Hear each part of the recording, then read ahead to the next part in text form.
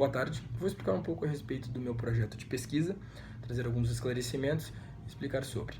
A área de pesquisa do meu trabalho é o direito desportivo, conjunto de normas que regulamenta o desporto. O tema é o contrato de formação desportiva.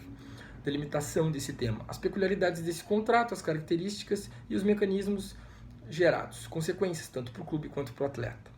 Em relação à formulação do problema, quais são as características desse contrato? O contrato firmado entre um atleta menor de idade e um clube configura a relação empregatícia, ferindo a CLT ou não? Quais as consequências geradas, as consequências protetivas para ambas as partes ao assinarem esse contrato? Em relação à justificativa do tema, o tema é de extrema importância e a pesquisa se justifica devido à popularidade do esporte. O futebol é o esporte mais popular do mundo, segundo pesquisas da Comebol e da FIFA, Big Count 2006, uma pesquisa feita em 2006, 265 milhões de pessoas praticam o desporto e 3 bilhões acompanham o desporto, gostam do desporto. Ademais, o esporte movimenta valores astronômicos, tem uma atividade de mercado muito grande, a exemplo da venda do jogador Vinícius Júnior, que saiu do Flamengo para o Real Madrid, foi negociado e vendido por 45 milhões de euros, um menino de 16 anos. A partir dessa venda surge uma série de questões e dúvidas. Isso pode? É legal? Quais são as previsões legais? O que a Lei Pelé discorre sobre isso?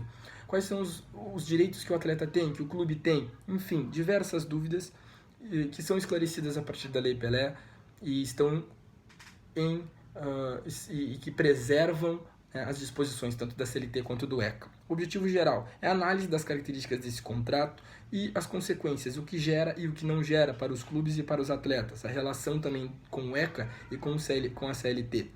O objetivo específico é revisar a bibliografia, a doutrina, entendimentos jurisprudenciais, regulamentos da CBF, FIFA, Lei Pelé, Constituição Federal e os efeitos gerais desse tema.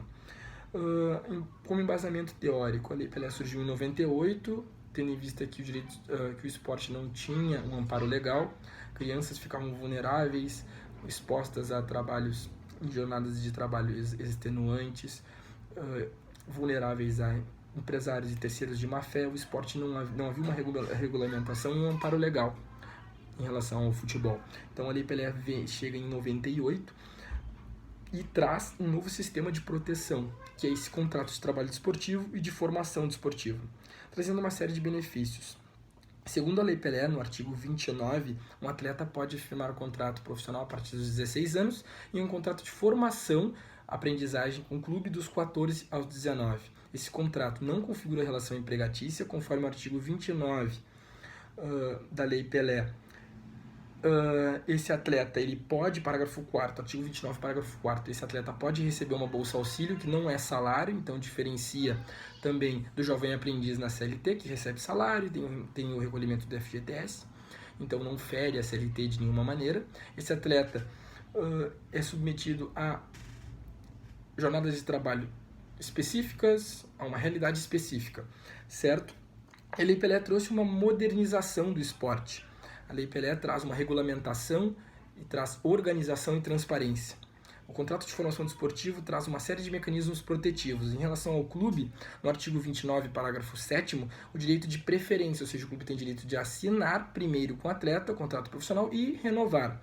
No artigo 57 e 58 do regulamento da CBF, assim como no artigo 29A da Lei Pelé, o mecanismo de solidariedade, o principal benefício. Ou seja, um clube que formou e investiu nesse atleta tem direito a 5% da transferência futura, caso esse atleta seja transferido, uma forma de compensação indenizatória, ou seja, ele investe no atleta e recebe o que tem de direito por participar da formação desse atleta.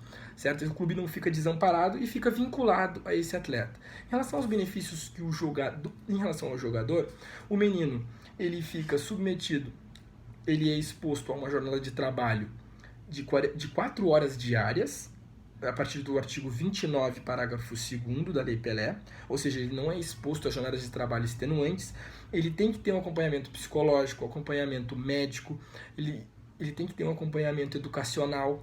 Então, há a preocupação, tanto da Lei Pelé quanto do direito desportivo como um todo, com o desenvolvimento do atleta, mas principalmente do ser humano. Então, a importância do contrato de formação para que esse atleta se desenvolva como jogador, mas também como ser humano, preservando por exemplo, as disposições do ECA no artigo 94.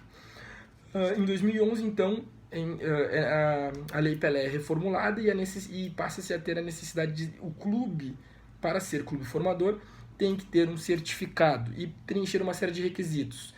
Alojamento em condições adequadas, salubridade, segurança, higiene, acompanhamento educacional dos meninos, tudo para que proporcione o desenvolvimento dessas crianças e adolescentes que estão em fase de formação. Então a importância do contrato de formação para o desenvolvimento de atletas, de meninos que sonham, vislumbram em ser profissionais.